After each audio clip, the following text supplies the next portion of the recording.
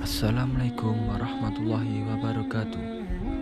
Di sini kami akan menyampaikan hasil diskusi kami, yaitu dengan tema ijtihad yang disusun oleh yang pertama Alex Esa Mahendra dengan NPM 2130005.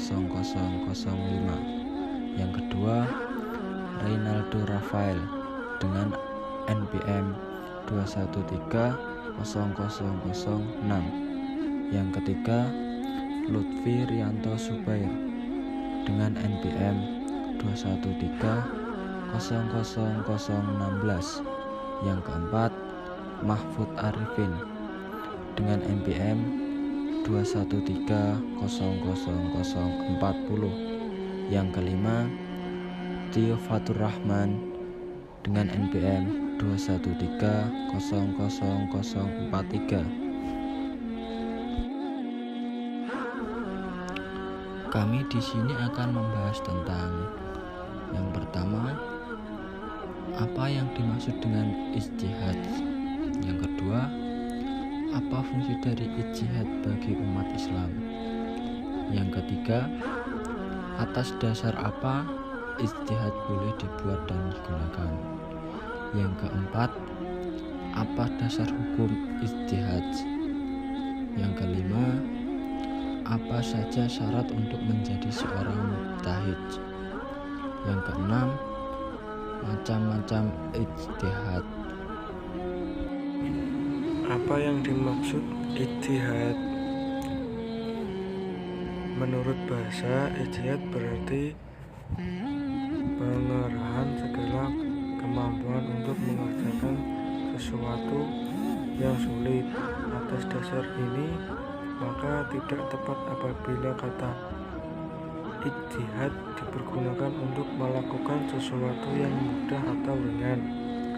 Pengertian ijtihad menurut hukum Islam ialah mencurahkan tenaga, memeras pikiran untuk menemukan hukum agama syara melalui salah satu dalil syara dan tanpa cara-cara tertentu.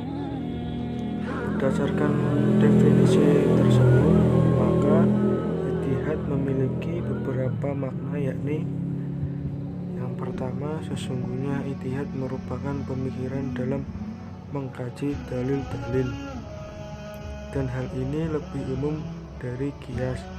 Kalau qiyas menyamakan fard dengan as, sedangkan ijtihad mengandung qiyas dan lain sebagainya. Yang kedua, ijtihad dilakukan oleh faqih, yaitu orang yang mengetahui dalil-dalil dan cara istinbat al-hukum. Yang ketiga, ijtihad dilakukan terhadap sesuatu yang belum ada hukumnya atau bersifat za'anni, serta menghasilkan hukum yang bersifat za'anni. Yang keempat, dengan adanya batas ijtihad, maka ijtihad merupakan pemikiran mujtahid dan ijtihadnya. Fungsi ijtihad. Fungsi ijtihad yaitu sebagai salah satu sumber hukum Islam. Ijtihad menetap suatu hukum apabila terdapat sebuah kasus yang belum dibahas di Al-Quran maupun hadis. Jadi bisa dikatakan apabila ijtihad adalah sumber hukum ketiga umat Islam setelah Al-Quran dan hadis. Dasar-dasar ijtihad. Dasar hukum ijtihad yang terdapat dalam Al-Quran sebagaimana biasa digunakan oleh para ahli fikih terdapat dalam beberapa ayat berikut, yaitu 1 Quran Surat An-Nisa ayat 105 dan 2 Quran Surat An-Nisa ayat 59.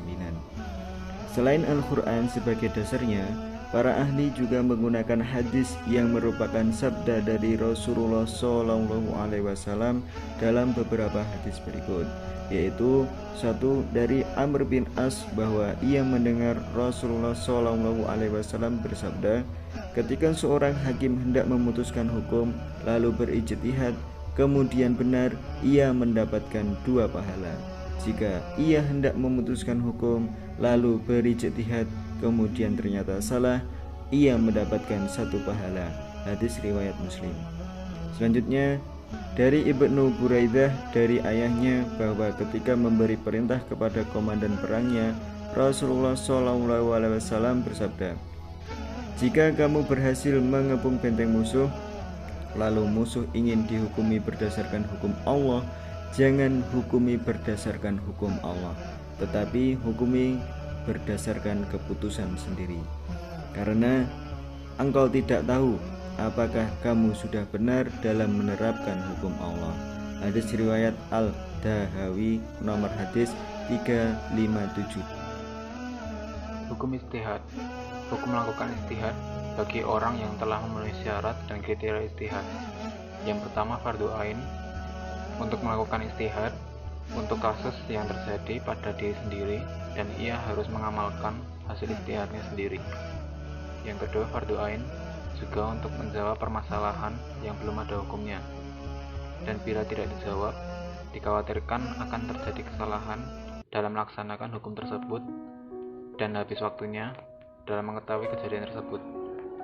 Yang ketiga, fardu kifayah, jika permasalahan yang diajukan kepadanya tidak dikhawatirkan akan habis waktunya, atau ada lagi mustahid yang lain yang telah memenuhi syarat. Yang keempat, dihukumi sunnah, jika beristihad terhadap permasalahan yang baru, baik ditanya maupun tidak. Yang kelima, hukumnya haram terhadap istihad yang telah ditetapkan secara qat'i karena bertentangan dengan syara. Mujtahid merupakan orang yang melakukan istihad dan memiliki kemampuan beristihad dengan syarat-syarat yang telah ditetapkan. Terdapat beberapa syarat bagi seseorang untuk menjadi seorang mujtahid, yaitu yang pertama, mengetahui Al-Quran. Al-Quran adalah sumber hukum Islam utama sebagai fondasi dasar hukum Islam. Oleh karena itu, seorang mujtahid haruslah mengetahui Al-Quran secara mendalam. Yang kedua, mengetahui asbabun nuzul. Seorang mujtahid juga harus mengetahui perihal turunnya ayat, tidak hanya secara tekstual, tetapi juga secara kontekstual. Yang ketiga, mengetahui nasikh dan mansukh. Hal ini bertujuan agar mujtahid tidak berdalih menguatkan suatu hukum dengan ayat yang sebenarnya tidak bisa digunakan untuk dalil. Yang keempat, mengetahui ilmu diroyah hadis, pokok-pokok hadis dan segala macam yang berhubungan dengan hukum-hukum dasar pada sebuah hadis. Yang kelima, mengetahui hadis, nasikh dan mansukh. Jangan sampai seorang mujtahid berpegang pada sebuah hadis yang sudah tidak bisa digunakan. Yang keenam, mengetahui asbab wal al-wurud, mengetahui mengenai segala hal yang membuat sebuah hadis muncul. Yang ketujuh, mengetahui bahasa Arab. Seorang mujtahid haruslah memahami bahasa Arab karena objek kajian lebih condong menggunakan bahasa Arab. Macam-macam ijtihad. Yang pertama, ijma. Ijma atau yang juga sering disebut ijma adalah kesepakatan para ulama dalam menetapkan suatu hukum dalam agama yang didasarkan pada Al-Quran dan hadis dalam suatu perkara. Qiyas. Qiyas adalah menggabungkan atau menyamakan, artinya menetapkan suatu hukum atau suatu perkara yang baru yang belum ada pada masa sebelumnya, namun memiliki kesamaan dalam sebab, manfaat, bahaya, dan berbagai aspek dengan perkara terdahulu sehingga dihukumi sama. Dalam Islam, ijma dan qiyas sifatnya darurat. Bila memang terdapat hal-hal yang ternyata belum ditetapkan pada masa-masa sebelumnya. Ihtisan adalah kecenderungan seseorang pada sesuatu hanya karena dia menganggapnya lebih baik, meskipun hal itu dapat dianggap tidak baik oleh orang lain. Maslahah mursalah. Maslahah mursalah adalah tindakan memutuskan masalah yang tidak ada naskahnya dengan pertimbangan kepentingan hidup manusia berdasarkan prinsip menarik manfaat dan menghindari kemudaratan. Shuruz dariyah. Shuruz dariyah adalah tindakan memutuskan sesuatu yang mubah menjadi makruh atau haram demi kepentingan umat. Istishab. Istishab adalah tindakan menetapkan berlakunya suatu ketetapan sampai ada alasan yang bisa mengubahnya. Contohnya, apabila ada pertanyaan, bolehkah seorang perempuan menikah lagi apabila yang bersangkutan ditinggal suaminya bekerja di perantauan dan tidak jelas kabarnya? Maka dalam hal ini, yang berlaku adalah keadilan semula, bahwa perempuan tersebut statusnya adalah istri orang, sehingga tidak boleh menikah lagi kecuali sudah jelas kematian suaminya atau jelas perceraian keduanya. Urf. Urf adalah tindakan menentukan masih bolehnya suatu adat istiadat dan kebiasaan masyarakat setempat, selama kegiatan tersebut tidak bertentangan dengan aturan-aturan prinsipal dalam Al-Quran.